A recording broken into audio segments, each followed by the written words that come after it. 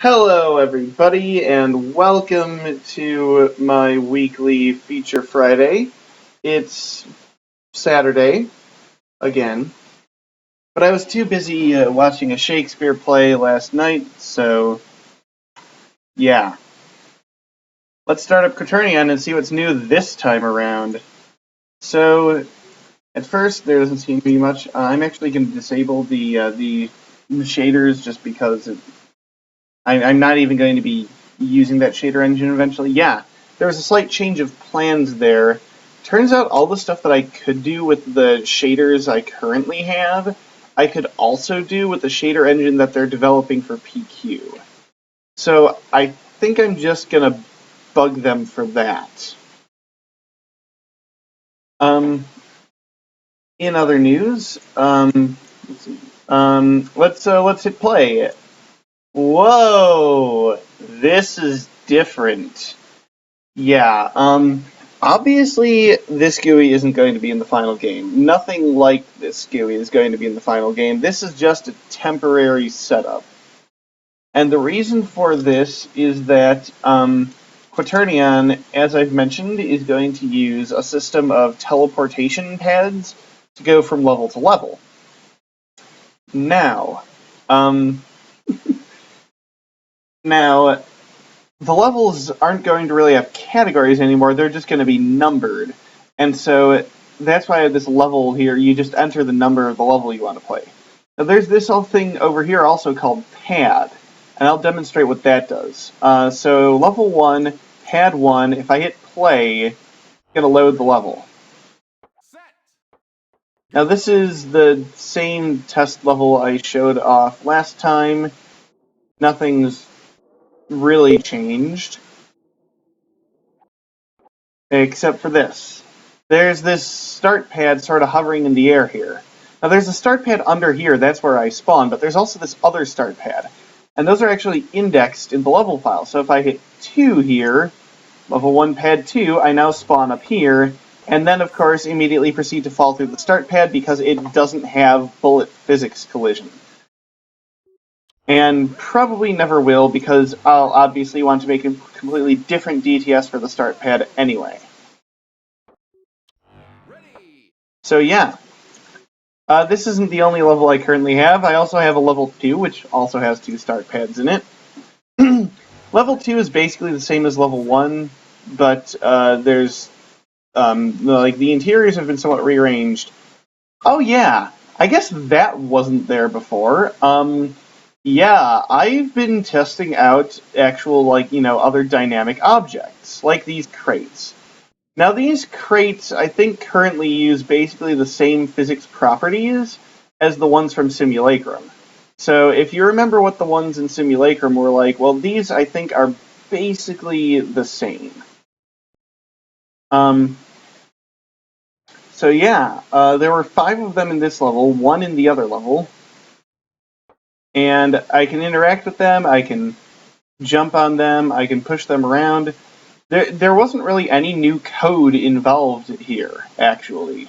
All I had to really do was make... I paused right as the physics glitched out. That was interesting. Yeah, those physics glitches are still there, and will be for some time. There we go. Yeah, anyway, all of the new code I had to add to make these boxes was in script because that's all done automatically. So if I open up the level file, oh yeah, this is another thing you'll notice. The data folder is completely different. It has been restructured because every level is going to have something different in it.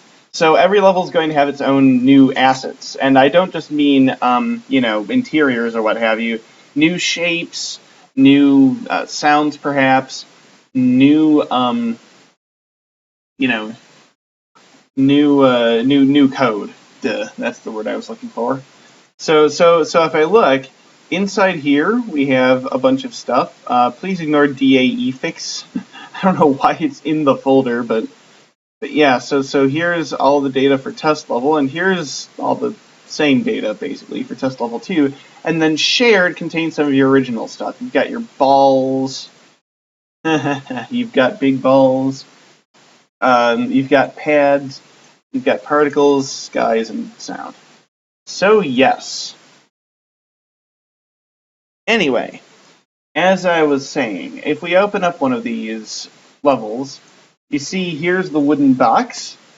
And all I had to do to make this was set some properties in the script, namely the type of shape, so this BT shape type here is the type of shape it has. So this raw here means that it's a just raw file, which is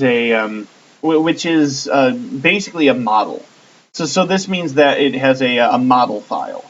This just means that it's a box. It's some sort of rectangular or, cubical box. And half extent is the width, height, and length, but half of them. Why Bullet does this, I'm not entirely sure, but essentially, so 1, 1, 1 means it'll actually be 2 units in each, which is 1 grid tile. Which, indeed, is how big these boxes are. 1 grid tile. Anyway, mass is 0.3. Now, if you set mass to 0, it'll be static. If you set it to something greater than 0, it'll be dynamic like these boxes are. And then friction and restitution, of course, are essentially your material properties. Material properties in Bullet aren't assigned per texture, they're assigned per shape. Or per model. Or, I think it's actually is it per body? It might be per body, I think. So yeah, you can't see my porn folder. I don't really have a porn folder, although what I do have are some rigid bodies right here. That actually sounded way creepier than I thought it would.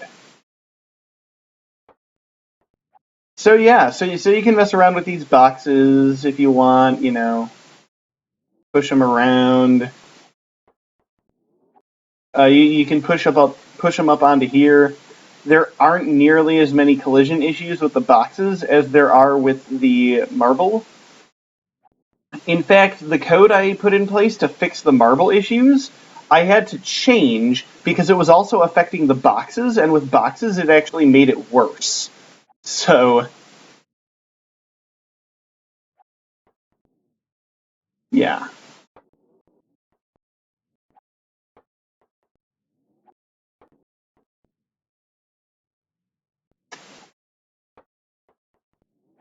So, dang it. So, this is far from all I have to show off, though, because there are also some other cool things in place here. Namely, let's open the editor. So here's the editor. Now you'll notice something happened. As soon as I opened the editor, all of these boxes jump back to their original positions. And hold on, did I have... Okay, there's supposed to be 5 boxes in this level. There are definitely... Oh, there we go. I guess that last one didn't jump back to its original position for some reason. That's strange. I don't know what caused that. But yeah, when you open the editor, all of the physics bodies reset to their original positions.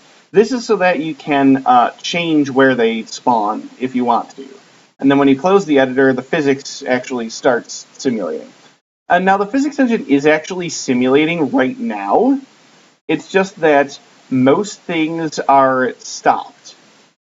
So we can actually undo this. If we want, we can say take the marble here and hit start physics. And now the marble is actually simulating physics again. If you take this box, we can hit start physics and the box starts simulating. Now you see this green cube here. That marks the box's original position, where it will go if we hit stop physics. Also note that once I hit Start Physics, the box shows up as locked in the editor. You can't actually move it or anything of the kind. That's because, obviously, well, that's the physics engine's job at that point. So if I select these 3 boxes and hit Start Physics, you can see their original positions up there. And if I hit Stop, they jump back. Now there's one other thing I can do with these. I can hit Set Initial Position, and then the green boxes will go to their current positions. So now, if I stop the physics, they just head back there, and if I start it, you know. Now if I hit Start and Stop when I have nothing selected, it starts or stops everything. And that actually does include the marble, which I suppose is slightly annoying, but I mean, it makes sense.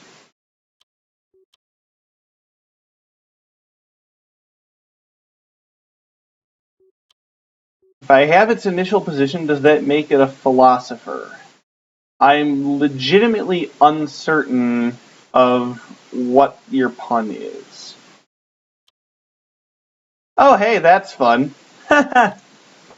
Yeah, the one object that doesn't reset its position when you open or close the editor or hit these buttons is the marble. That's for a very good reason. Obviously, it would be a bit awkward to have the marble just suddenly, jump back to the start pad. Plus, the marble doesn't really have an initial position per se, because its position is set when it spawns. Wow, that actually fell over and took a while to do so. But yeah, you can get some pretty weird results with that, though. Like, if I do this and then hit stop, now I'm technically inside the box. So if I start, I kind of jolt out of it. You can do this again, maybe get it. Yeah, now I'm really, completely inside this box. So the box jumps on top of me. It's interesting just to see how Bullet corrects for that.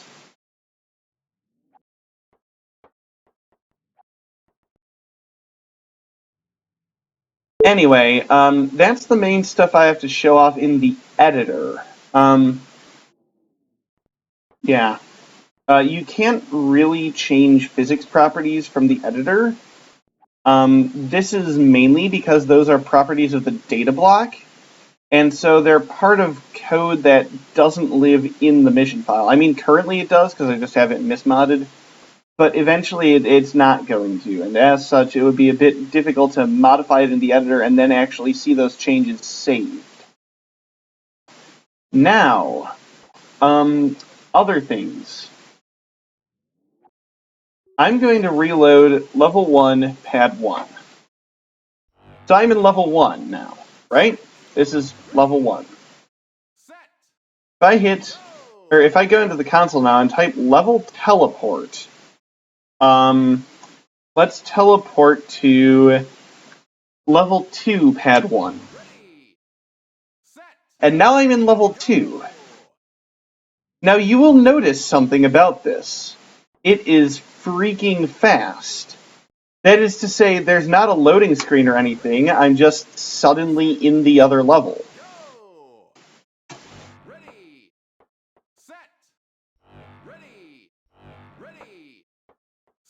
The screen actually does flash black for a split second, I guess. But I'm just suddenly in the other level. And the reason for this, and the really cool part, is that I'm not actually exiting and entering the level at all. That is to say, I'm not stopping the actual level code. As far as the engine internals are concerned, the game has been just running the whole time. The game as in sort of the internal game server that loads, and runs the level. It's been running the whole time. All I do is just take the whole level, delete everything, and then load in another level. And this is possible because misfiles are literally just code to make all of the objects in a level. So if I run a misfile, it makes all the objects for that level, and then I'm in that level, basically. Now, there are a couple of caveats to this. For one thing, you can't delete everything just willy-nilly. Like, if you delete the marble, bad things happen, and we probably want to use the same marble anyway, since we're just going to be loading the marble every time. Actually, the marble isn't even in the MIS file. It's just created in other code when you load a level. Obviously, that wouldn't be called every time if you just call another MIS file, so there has to be some mechanism in place to make sure you still have a marble after the whole transition occurs. And this is done using a slight modification of the game code. I say slight, it's actually a pretty big modification. What bad things happen when the marble gets deleted, you mentioned? Actually, in my experience, not that much. Mainly, like, if I delete the marble right now, you'll notice that the screen looks a bit off at the moment. Yeah. You can actually hold on, let's see. Local client connection set control object. Yeah, you can actually use the camera still. Fun fact. It's just if you try to switch back from the camera to the player, literally nothing happens. So yeah, that's why in general it's a bad idea to delete the marble. I mean, I guess it's not too big of a deal since, spoiler alert, I'm pretty sure I've done that, deleted the marble before and gotten away with it. Namely, in MBPU, if I remember correctly, the code where it changes your marble to metal or paper literally just deletes the marble and makes a new one in the same position. Oh, apparently if you delete the marble on the client side, it crashes the game. But deleting it on the server side is alright. What happens if I hit restart? About what you'd expect. It restarts, except nothing actually spawns because there's no marble to spawn. So yeah, but the main reason for just having the marble persist between levels like that is it would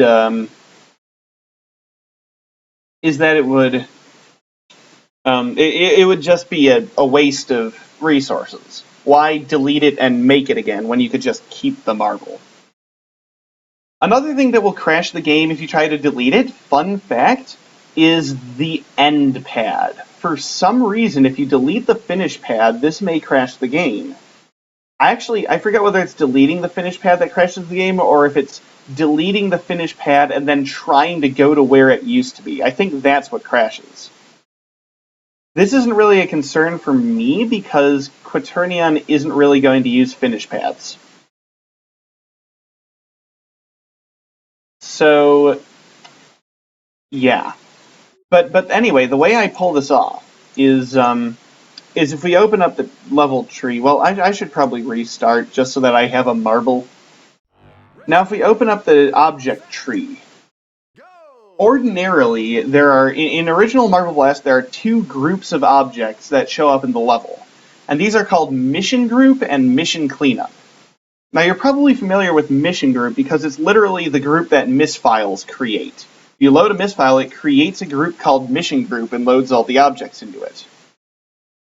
Mission Cleanup contains objects that are created after the level has started, and they get destroyed when the level is, when you exit the level. And the reason for that is so that they don't get saved into the mission file when you use the editor. If we were to make new objects in Mission Group, they would get saved into Mission Group in the MIS file, and then if you were to start the level again, they'd get created again, and there would be two of them, or any of a host of other issues that could cause. So Mission Cleanup is objects that aren't nominally a part of the level file. They're just other things that are necessary for the game to run. Like, well, one great example of this is actually the marble is usually in mission cleanup. I'm trying to think if there are any other good examples from vanilla MBG. I know there are plenty of them in MBPU, like airplanes. The actual level airplanes, like the ones that you see in the level, are in mission group. But when you get in one, fun fact, it actually creates an entirely new airplane object, which is actually a different type of object. It just looks the same. And that one gets put into mission cleanup. Anyway, this structure has been changed. We now have 3 groups: mission group, mission cleanup, and mission persistent. The marble and camera, I think, are now in mission persistent. And the difference between these is that, again, mission group contains things that are just a part of the level. Mission cleanup and mission persistent both take the place of the original mission cleanup, but mission cleanup gets destroyed when you teleport to a new level. Mission persistent does not. So mission persistent basically will contain the camera and the marble, and that's it. Mission group, of course, contains all this stuff. Mission cleanup apparently contains a music profile and one of these weird script objects that I forget why the game makes them, but I'm not going to worry about them. So yeah, that's how that works.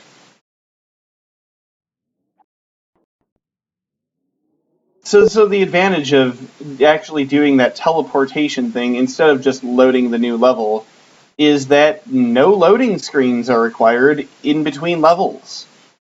It might take a split second to load the next level, but in practice, it's not terrible at all. I mean, like, look, you see how fast that is? It's practically instant. Go! Ready! Set! Ready! Ready! Ready! Set! Go!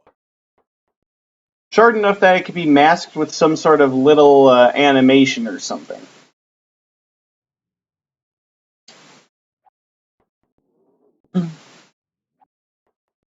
Well, unless there's something important I'm forgetting, which there's a good chance I am, and Hi Guy can probably remind me if there is, assuming he's still watching. That's basically all I have to show off for this week. I'm not quite sure what the goal for next week is going to be, but I'm thinking I'll actually start making a level at this point. The question will be which, and that obviously depends on which levels are even going to be in the game, which is another thing that I'm trying to plan out. How long will it take to switch from Learning to Roll to Highway to Marble Land? I honestly have no idea because I don't exactly know how big those levels are, and, well, Highway to Marble Land sounds huge, but, I just don't know exactly how big a level it would be. And I don't want to go through the effort to actually move all the files. This.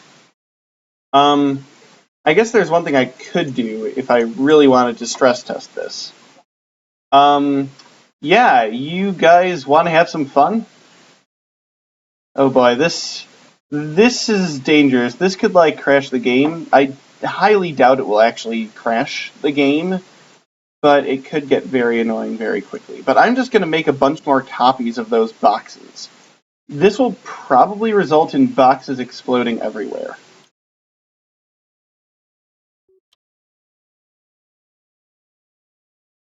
Ready! Set! Go!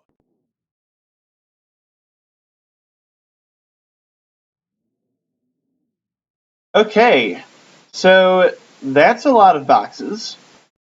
It's actually so many that it's making my game lag a bit. Not just the game, the game's alright, but the physics is actually lagging pretty badly at the moment. I mean, it's alright now, but at the beginning, you could literally see the physics updating. It was so slow. Now this probably is in part because I'm streaming. Plus, I want to stress the fact that, even if your computer's slow and your game does lag that badly in the final product, it's still very playable. Like, it's not actually impacting whether I can play the game. It just doesn't look quite as nice. So anyway, let's do what we came here to do. Ready, set, go. And Ready, set. that was strange. Did you see that? Like, did it get through to Twitch fast enough? Basically, if you couldn't tell, what happened is that the, like, parts of the level went black for, like, half a second. Ready, set, And then the next level loaded. go. Yeah, that is actually fascinating. I honestly have no idea why they would just be black. Like that, I don't know why that is from a rendering perspective. It actually has nothing to do with the skybox, I would think. But yeah.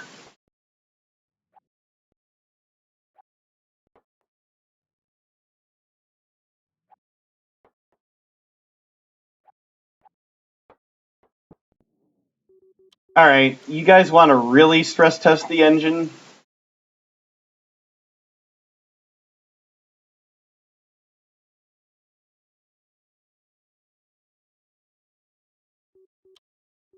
Oh, Hi Guy actually has a really good point. What's probably happening is that the sun and the skybox show up last. So everything is black because it's not being lit because there's not any sun yet. Ready, set, ready, set, go. Yep, that's totally it. As a side note, I'm getting about 3 FPS. So, this, folks, is why you don't have this many objects in a level. Like, I mean, if I have a fast computer, or rather, if I had a faster computer, and or if I weren't streaming, this might be all right. But yeah, I'm getting like 3 frames a second. Actually, no, I stand corrected. I can tell by looking at the timer. It's 4 frames a second.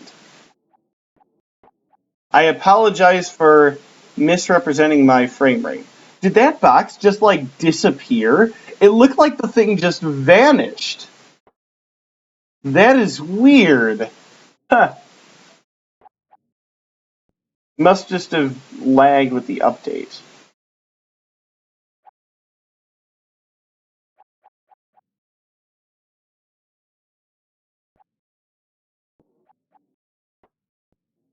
So, yeah. This has been a stress test. Thank you for your patience. At this point, I guess I'll try to navigate this hill of boxes. If anybody wants to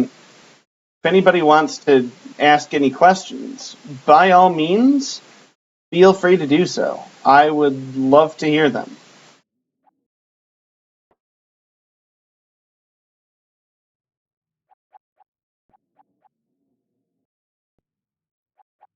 Yes, this is a lot of wood. I will agree with that statement. I had a pretty tall stack of wood earlier, but, well, then it kind of exploded.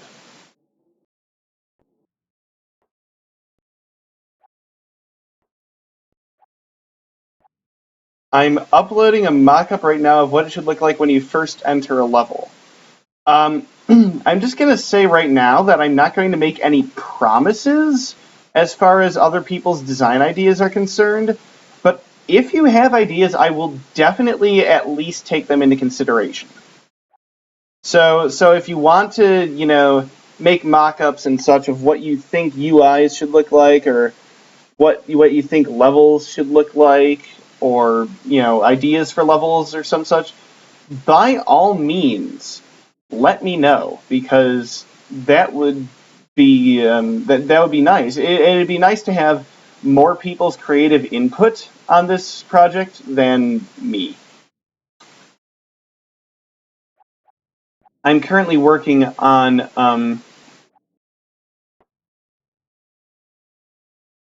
I'm currently working on a list, actually a graph of what levels are going to be in the game. A graph in terms of prerequisites, which level you need to beat before you can move on to other levels. The camera pans in and out on different parts of the level. That actually sounds like a pretty cool idea. Probably not something I would use for just the simple, like the overworld-ish parts. But yeah, for like levels proper, that would actually be a great idea. You know what that's reminding me of? Is that idea reminds me of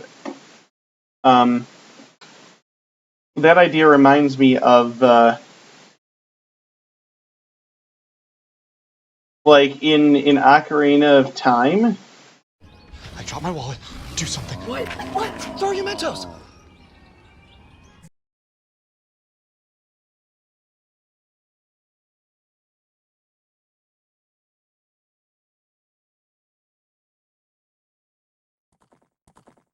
Hi, everyone.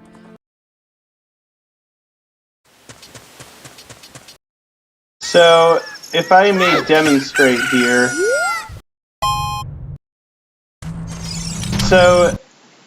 So in this video, this guy walks into one of the dungeons in the one of the best Zelda games, in my opinion, and once he gets the actual dungeon proper open,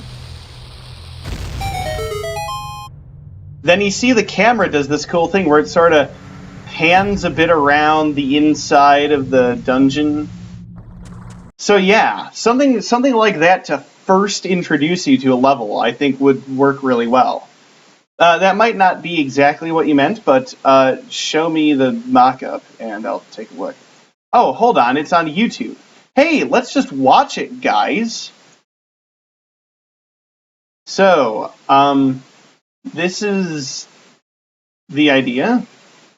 You enter a level, and it's sort of...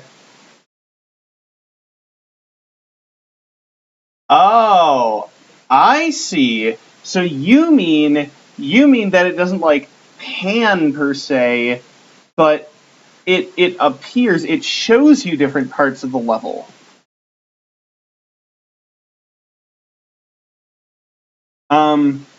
It's like, if I can find a video of it, in Spyro,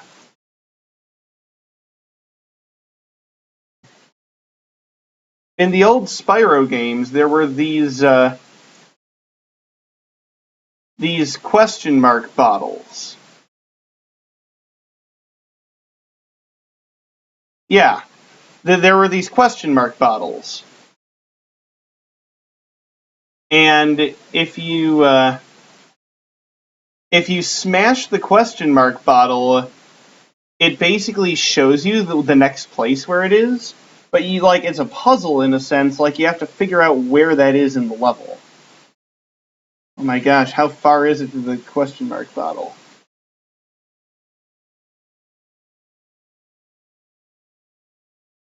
Come on, get to the bottle.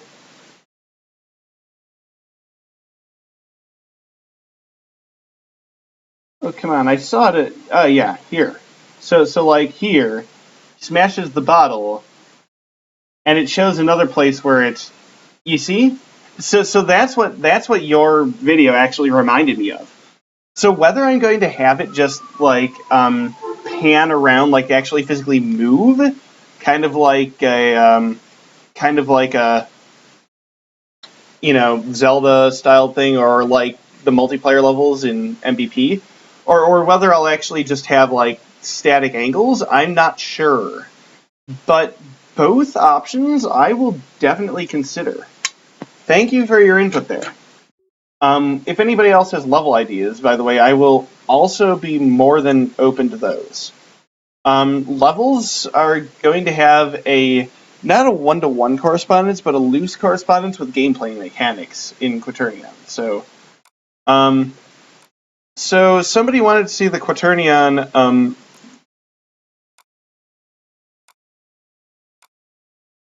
Please don't freeze frame and find out all kinds of things about my source tree, but somebody wanted to see the Quaternion main root directory. So yeah, here it is. It's mostly the normal stuff. A few things that aren't there normally are this is for patching the exe. These things are for graphics, for reshade, which I probably will actually be removing and not using anyway. This is the game without engine hacks, and this is the game with engine hacks. Without engine hacks, it just doesn't really work. So yeah, you've got your typical common editor and Marble folders, but you also have some other folders. Reshade, I probably won't be using, and Master Effect is also part of Reshade.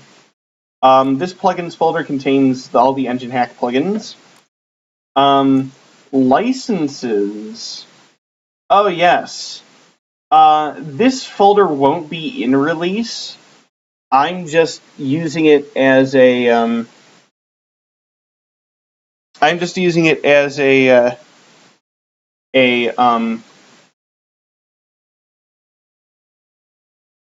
I'm just using it in development to keep track of all the licenses that I need to calm down, people. All the licenses that I need to use to include with the game. All the things. I'm using this to keep track of basically all the people I have to give credit to. So yeah, Project Dragon, I'll answer your request in a moment. Before I do, design I'm just using to keep track of, level design documents and all that stuff. So yeah. Let's see. Pan, unless you're pointing out something specific, you should only have a static hammer to point out something after a level begins. That makes a lot of sense. Again, Derp King, thank you for your input. So I'm getting requests to let's see. People want to see Project Dragon. People want me to show Project Dragon. People want me to show Project Dragon. People want me to show Project Dragon. Jeez, people. What, jeez. So, question. Do you guys want to see No, I'm kidding. So, I was planning on announcing a Project Dragon stream at some point, and then streaming Project Dragon. Yeah, change of plans. Let's just do it now. However, here's the thing. I would like this specific stream to mainly include Quaternion stuff. So I'm going to stop streaming and then come back 30 seconds later and stream Project Dragon. And you'll still be free to ask Quaternion questions, obviously. Or Project Dragon questions. Ask whatever questions. Yeah, so I will be back in a while, and I will stream Project Dragon, guys. Get excited.